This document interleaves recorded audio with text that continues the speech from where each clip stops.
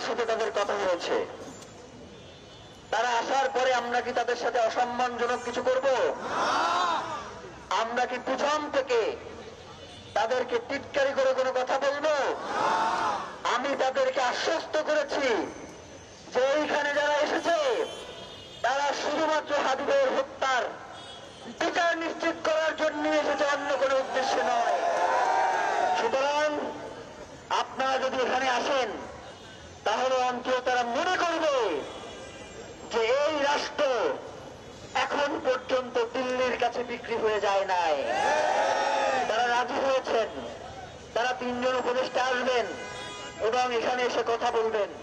তারা যদি এখানে এসে আপনাদেরকে বলে যে অবরোধ তুলে নেন, আমরা ঘোষণা দেন না পর্যন্ত কি আপনারা অবরোধ তুলে নেবেন? শুধুমাত্র উপদেষ্টার কথা বলবেন। কিন্তু এই প্রোগ্রাম কতক্ষণ চলবে, কখন বন্ধ হবে সেই ঘোষণা দিব আমরা ইনশাআল্লাহ। তাদেরকে এখানে এসে পরিষ্কার করতে হবে যে ওসমান